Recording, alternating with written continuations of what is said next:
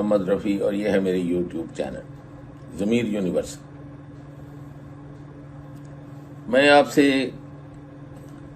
جو اس وقت ملک کے حالات ہیں ایک عام شہری کی طرح آپ سے میں بھی گفتگو ہوں، کیونکہ مجھے یقین ہے کہ آپ بھی میرے جیسی تکلیف اور کرب سے گزر رہے ہوں گے کہ ہمارے ملک کو کیا ہو گیا ہے، کیا ہمارے انصاف جو منصب جو ہم لوگوں نے وکیلوں سے اٹھا کر جج بنائے ہیں، اور خاص طور پہ ان جگہوں پر جہاں میرٹ کا بالکل ستیہ ناش کر کے سیدھا وکیل سے چیف جسٹس ایک صوبے کا اور پھر وہاں سے اٹھا کے سیدھا اس کو سپریم کورٹ میں لے جا کر آپ پورا اس کو چیف جسٹس بنایا ہے، اور آپ اس کا دیکھ لیں کہ اس آدمی کا جو کانڈکٹ کیا ہے، کتنا وہ میچور ہے، کتنا وہ ایجوکیٹڈ ہے، کیسے وہ فیصلے کر رہا ہے، اور بدقسمتی اس قوم کی دیکھیں۔ اسی طرح آپ نے ایک ریٹائرڈ گورنمنٹ آفیسر کو جو کہ ایک ٹھیک ٹھاک ایک ڈسپلنڈ ادارہ جو انگریزوں نے چھوڑا تھا کہ وہ سرحدوں کی حفاظت کریں گے، اس میں آپ کے سامنے دیکھیں کہ بیک وقت ہی بٹوارا ہوا، اور کبھی کسی آرمی آفیسر نے چیف نے جرأت نہیں کی کہ وہ ہندوستان کی حکومت کو یا سویلین جو الیکٹڈ گورنمنٹ ہیں اس کو وہ کسی طرح بھی انٹرفیئر تو کیا کنٹرول کرنے کی تو وہ سوچ بھی نہیں سکتا، تو وہ کریں۔ اور آج تک کبھی وہاں آرمی کا کو نہیں ہوا۔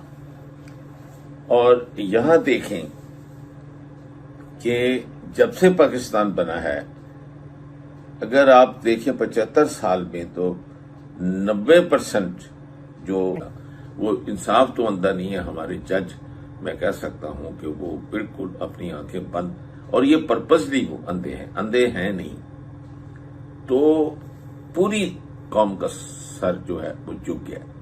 یہ ایک آدمی کو سپورٹ کرنے کا مسئلہ نہیں ہے۔ اب میری عمر کا آدمی جس کی کوئی پولیٹیکل افیلیشن نہیں ہے، اور میں 80s میں ہوں، تو 80s میں اپنے جس نے بٹوارے سے لے کر اب تک دیکھا ہے، اس سے مجھے دکھ ہوتا ہے۔ سچی بات ہے کہ میں آئی فیل نازیٹڈ، اور اس قدر ڈپریشن میں چلا جاتا ہوں کہ یہ کیا کیا ہے انہوں نے۔ اور جب آپ کسی کو باربڈ وائر کے اگینسٹ اس حد تک پش کریں گے کہ وہ جو اس کی تاریں ہیں، جو اس کی بالکل شارپ وہ اس کے جسم میں گھس کے اس کا خون نکالنا شروع کرتے ہیں، تو چاہے وہ حیوان ہو، چاہے جتنی مرضی اس میں ٹالرنس ہو، وہ پھر سختی سے آپ کو ہی اور شی ول پش یو بیک۔ تو یہ ہم قوم کا ہم نے ایک وتیرہ بنا لیا ہے۔ میں حیران ہوں کہ اسی میڈیا کو جس کے اوپر قدغن ہے کہ وہ بات نہیں کر سکتے، میں یہ دو جو ہیں دو مختلف یہ الیکٹرانک میڈیا کے چینل کے اینکرز ہیں، ان سے سن لے کہ وہ انصاف کے متعلق کیا کہہ رہے ہیں، اور دوسرے سے سن لیں کہ جو وہ کیا کہہ رہے ہیں کہ یہ فیک الیکشنز ہیں، کیونکہ ہر ایک کو پہلے ہی رزلٹ پتا ہے کہ کوئی معاہدہ ہوا تھا لندن میں، جس معاہدے سے ایک ریٹائرڈ آدمی کو چیف لگایا گیا تھا، اور اس کے بدلے میں اس کو ایک وزارت دینی تھی۔ اب مجھے بتائیں کہ یہ کیا واقعی یہ انصاف ہے؟ اس سے واقعی ہی آپ کا ملک جو ہے اس میں امن و امان آ جائے گا، ڈیموکریسی آ جائے گی، ہر آدمی کے ووٹ کی ویلیو ہوگی کہ وہ اس کی کوئی سے ہوگی، اس کے محلے کی گلیوں سے لے کر چوری چمکیں، وہ اس کا جو پانی کھڑا ہو جاتا ہے، اس کے جو گندگی ہے، اس کے جو انکروچمنٹس ہیں، وہ اگر جھگڑا ہو جاتا ہے تو وہ سول کورٹ میں یا اس میں سیشن کورٹ میں یا ہائی کورٹ اور سپریم کورٹ تک پہنچتا ہے تو اس کو کوئی انصاف ملے گا۔ تو جب ہیلپ لیسنس ہر طرف ہے تو ڈپریشن اس کا اگلا سٹیپ ہے۔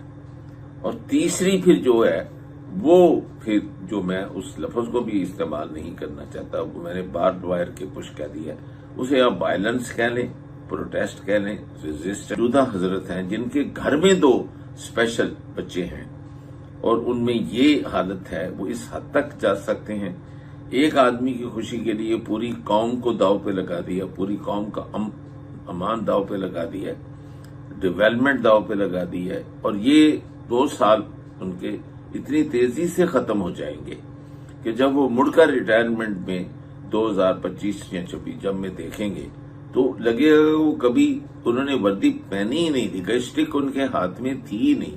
वो एक आम कॉमन आदमी है जो किसी पार्क में सैर कर रहे हैं, जिस तरह आम हम रिटायर होकर करते हैं।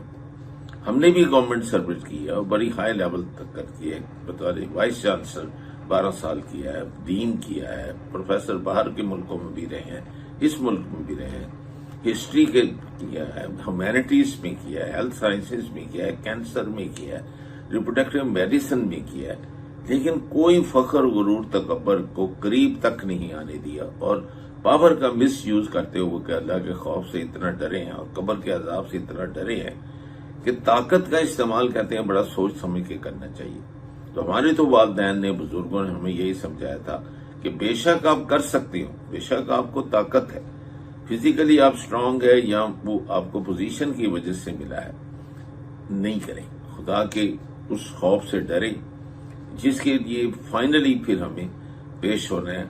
और वहां अगर ये उन्होंने तराजू किया कि देखो अब मेरे पास पावर है कि मैं तुझे जहन्नम में फेंकूं या मैं तुझे माफ कर दूं, तो अब मर्सीलेसली हाथ बांध के उनके सामने खड़े होंगे। तो अब जब उसके हमारे पास उसने वो पावर दी है तो हमें क्या हक है कि हम किसी को इस कदर बेइज्जत करें, इस कदर इंटिमिडेट करें। एक हद है, अगर आप अच्छा सलूक करेंगे तो ये कोई सवाल ही नहीं पैदा हो सकता कि वो आपके साथ अच्छा, चाहे वो औरत हो चाहे मर्द हो, चाहे किसी पार्टी से उसका ताल्लुक हो, कि आपके साथ वो अच्छा सलूक नहीं करेगा। ये खौफ बिल्कुल गलत है कि अगर वो ये आदमी जिसको इस वक्त जेल में 10 और 14 साल की सजा दी जा रही है और बाहर ये मशहूर किया जा रहा है कि उसको फांसी दी जानी है या उसको जहर दे के मार दिया जाना है, कि ये सब गलत हो, कि वो कुछ भी नहीं करेगा, किसी आर्मी के किसी हायर ऑफिसर के खिलाफ कुछ वो करेगा, ना वो जुडिशरी के करेगा, ना ही वो मेरा हर इंटेलिजेंस एजेंसीज के करेगा, ना पुलिस के करेगा। रीजन उसकी मैं ये बताता हूँ, ये नहीं कि मैं खुदा न खास्ता मेरे को गायब का इल्म है तो मैं कह सकता हूँ वसूख से कि वो नहीं करेगा। इसलिए है कि कुछ लोग अल्लाह ताला ने ऐसे पैदा किए हैं और हमारे आर्मी में भी है और हमारी जुडिशरी में भी है कि जो ये बिलीव ही नहीं करते बल्कि उस पर अमल करते हैं कि मारने वाले से माफ करने वाला जो है उसका दर्जा बुलंद है। और फतह मक्का हमारे पास सबसे बड़ी मिसाल है कि हुजूर पाक दे सकते थे सजा, ऐसे ऐसे अट्रॉसिटीज अबू सुफियान और अबू जहल और जो मक्का के कुरैश ने, यहाँ तक कि उनको मजबूर करके उनको माइग्रेट करना पड़ा, एक्साइल में रखा 3 साल। हज़रत खदीजा रज़ी अल्लाह ताला अन्हा शायद अबी तालिब में वफात पा गई, छोटी छोटी बच्चियां थी, लेकिन आपने बदला बिल्कुल नहीं निकाला। तो ये क्यों हम करते हैं? इवन साउथ अफ्रीका का देख लें कि आफ्टर इतनी 30-40 ईयर्स वो एक जो रिकन्सिलिएशन जो उनका बना बोर्ड, और मुझे याद है वो पादरी और जिस आदमी ने कहा कि ये इसके अलावा कुछ नहीं हो सकता कि एक को भूलें, एक दूसरे से ये सुलह करें और मिलकर काम करें। वो फतह मक्का इसकी टिपिकल मिसाल है। उम्र ना किए बगैर वापस चला जाना भी ठीक है मिसाल है, सुलह हुदैबिया जिसे कहते हैं। तो आप क्यों कर रहे हैं?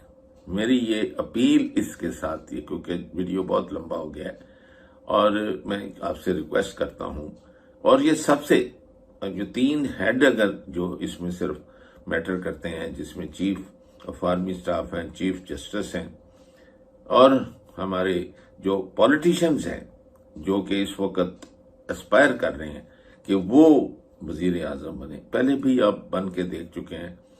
इस मुल्क को रन करना आसान नहीं है। Position in the eyes of the International Monetary Fund. The Intercept reports the deal was discussed at a meeting in Washington in May between Assistant Secretary of State Donald Lu and the Pakistani ambassador to the U.S., Masood Khan. Pakistan's stance on the war in Ukraine has shifted notably since Russia's invasion and the ouster of Prime Minister Imran Khan, who was removed from office in April 2022. Khan is now imprisoned in Pakistan. In August, The Intercept revealed the existence of a classified Pakistani cable that outlined how the U.S. State Department had encouraged the Pakistani government to remove Khan from office in March 2022, just weeks after Russia had invaded Ukraine. The document stated the U.S. objected to Khan's neutral stance on the war. According to the memo, one State Department official warned Pakistan's ambassador to the United States that, quote, all will be forgiven in Washington if Khan is removed. Since Imran Khan was removed from office, Pakistan has shifted to support the U.S. and Ukraine on the war. At the same time, Pakistan has cracked down on supporters of Imran Khan, and elections have been postponed indefinitely. Meanwhile, the strict conditions of the IMF bailout have sparked mass protests in Pakistan. We're joined now by Ryan Grim, The Intercept's Washington bureau chief. His latest piece, co-written with Murtaza Hussain, is headlined, U.S. help Pakistan get IMF bailout with secret arms deal for Ukraine, leaked documents show. So elaborate on this, Ryan Grim. Talk about the significance of the arms deal and Pakistan's changing position on the Ukraine war. In fact, it happened to be that Imran Khan was visiting with President Putin the day Russia invaded Ukraine. But on top of Khan's neutrality, because Imran Khan had tried to play a balancing role between the United States, Russia, and China generally. On top of that, he happened coincidentally to be in Russia on the day of the invasion for a long-planned bilateral agreement, and that absolutely infuriated Washington. Several weeks later is when you had that critical meeting where Assistant Secretary Don Liu conveyed Washington's impression, which was that if Khan stays in power, Pakistan will be isolated from the EU and from the United States. But if Khan is pushed out of power, then all will be forgiven, because as Liu put it, Washington understood that Imran Khan's policy was his own policy and not the policy of Pakistan. In other words, that if somebody new were put in place, the hope was that Pakistan would then become a key ally again of the United States in its geopolitical struggle generally, but very specifically with Ukraine and Russia. What's key Pakistan की अदालती तारीख ऐसे फैसलों से भरी पड़ी है जिसमें इंसाफ नहीं है, बाकी सब कुछ होगा। इससे ज़्यादा अफसोसनाक सूरत हाल हो नहीं सकती किसी मुल्क का निज़ाम तबाह करने के लिए। लेकिन आज जज साहब ने जो फैसला किया, उन्होंने भुट्टो के कत्ल को कहा जाता है जुडिशल मर्डर। तो मेरे ख्याल में ये पीटीआई से बल्ले का निशान वापस लेना, वो सुप्रीम कोर्ट ने जुडिशल मर्डर किया था, और आज जज अबुल हसनाद साहब जो हैं उन्होंने 10 साल की सज़ा देकर इमरान खान को और शाह महमूद कुरैशी को दोबारा एक जुडिशल मर्डर किया। इंसाफ नहीं किया इस मामले के अंदर। साइफर केस की सज़ा ये थी कि 10 साल बंदे मार के आया था, 10-20 कत्ल किए थे उसने, बम धमाका किया था, क्या किया था। तो ये वो चीज़ें हैं, ये वो सवालात हैं जो सारी कौम भी जानना चाहेगी। इंसाफ नहीं हुआ इस मामले के अंदर। इमरान खान का फैसला बरकरार नहीं रह पाएगा, किसी कोर्ट से जाके निकलेगा, हाई कोर्ट से उतरेगा या सुप्रीम कोर्ट इस कोर्ट आएगी, लेकिन ये फैसला बरकरार नहीं रह पाएगा। इंसाफ का कत्ल हुआ है यहाँ पर और ये फैसला आगे नहीं चलेगा। पाकिस्तान तहरीक इंसाफ को मैदान के अंदर, स्ट्रीट के अंदर उसके पास पॉपुलर सपोर्ट मौजूद है और बाकी तमाम सियासी जमातों से उसको ज़्यादा सपोर्ट हासिल है। जो ये कहे कि उसकी जमात पीटीआई से, वोटर से ज़्यादा काबिल कबूल है, लोगों को झूठ कह रहा है। लोगों में पोलराइजेशन मौजूद है। जो कैमरे के ऊपर रिएक्शन मिलता है, मैंने वो सारी रिएक्शन टीवी पे नहीं चलाए क्योंकि बाज़ ऐसी चीज़ें थी कि हमारे इदारों के ऊपर उंगलियां उठती थी, मुझे उन चीज़ों को एडिट करना पड़ा। तो क्या हमारे उन इदारे के लोगों को फीडबैक नहीं मिलता? अगर नहीं मिलता तो मैं ऑन एयर लाइव इस प्रोग्राम की वसातत से ये चीज़ आप तक पहुँचा रहा हूँ कि पूरे पाकिस्तान में इस वक्त लोगों के अंदर एंगर है। आप इंसाफ से इलेक्शन होने दें, और इंसाफ से इलेक्शन का मतलब ये होगा, अभी कम अज़ कम जो मौजूदा सूरत हाल है कि जो बची खुची पीटीआई है उसको इलेक्शन में रहने दें, वो उसको जीत जाने दें। जितनी 4 सीटें वो जीते हैं उनको उतनी सीटों के साथ असम्बली में आ जाने दें। पोलराइजेशन इससे ज़्यादा शायद ये मुल्क बर्दाश्त नहीं कर पाएगा। जब लोग सवाल उठाएं जुडिशरी के ऊपर और इस्टेब्लिशमेंट के रोल के ऊपर और कैमरे के सामने सवाल उठाएं, मुझे उनकी प्रोटेक्शन, उनके तहफ़्फ़ुज़ की खातिर वो चीज़ें एडिट करनी पड़ें कि मेरे एक प्रोग्राम चलाते चलाते ये बंदा जो है ना किसी जेल खाने में पड़ा होगा, तो फिर आप अंदाज़ा कर सकते हैं कि सोसाइटी को किस लेवल पर हम ले जा चुके हैं। मैं एज ए जर्नलिस्ट अपनी ज़िम्मेदारी अदा कर रहा हूँ। आई होप कि बाकी लोगों जिनको अल्लाह ताला ने इक़्तिदार और ताकत दी है वो इस मुल्क की सालमियत को सामने रखते हुए फैसले करें। मुझे तो ये लगता है कि 8 फरवरी के बाद बहुत ज्यादा अदम इस्तेहकाम होगा और जो भी हुकूमत बनेगी, जो भी वज़ीर आज़म होगा वो एक बिल्कुल बेख्तियार वज़ीर आज़म होगा। جتنے بے اختیار شہباز شریف صاحب تھے تو 8 فروری کے بعد جو بھی وزیر اعظم ہوگا وہ ان سے بھی زیادہ بے اختیار ہوگا. اور جو سب سے زیادہ تشویشناک بات ہے وہ یہ ہے کہ ہیومن رائٹس وائلیشنز میں بہت اضافہ ہو جائے گا، اور جو میڈیا فریڈم ہے اس کے لیے جو تھریٹس ہیں وہ بہت بڑھ جائیں گے. ابھی تک آپ اور میں جو بات کسی نہ کسی طریقے سے کرنے میں کامیاب ہو جاتے ہیں، تو مجھے لگتا ہے 8 فروری کے بعد ایسا بھی نہیں ہوگا. اس کی وجہ یہ ہے کہ جو ٹالرنس لیول ہے وہ دن بدن کم ہوتا جا رہا ہے، اور جو بیک گراؤنڈ میں جو میٹنگز ہوتی ہیں اس میں جو بات چیت ہوتی ہے، اور جس طریقے سے آپ دیکھیں کہ پولیس کو استعمال کیا جا رہا ہے عدالتی فیصلوں کی خلاف ورزی کے لیے، خاص طور پہ پنجاب پولیس اور اسلام آباد پولیس کو، تو ظاہری بات ہے یہ جو پولیس والے ہوتے ہیں یہ کوئی اتنے بیوقوف تو نہیں ہوتے نا، یہ بہت سوچ سمجھ کے کرتے ہیں. ایک ایس ایچ او نے اگر شاہ محمود قریشی کو ٹھڈے مارے ہیں، مکہ مارا ہے، اور اگر اسلام آباد کا جو آئی جی ہے وہ بھی اس کو الیکشن کمیشن کے بار بار کہنے کے باوجود تبدیل نہیں کیا جا رہا، تو ظاہری بات ہے نیچے جو اس کے ایس ایچ او ہیں اور ایس پی صاحبان ہیں وہ بھی پھر وہی کریں گے جو پنجاب پولیس کر رہی ہے. تو آپ ذرا خود ہی امیجن کریں کہ ابھی تو یہ کچھ ہو رہا ہے کہ سپریم کورٹ کا جو فیصلہ ہے اس کو پنجاب پولیس کا ایک ایس ایچ او اپنے بوٹ کی نوک پہ لکھتا ہے، تو 8 فروری کے بعد پھر کیا ہوگا؟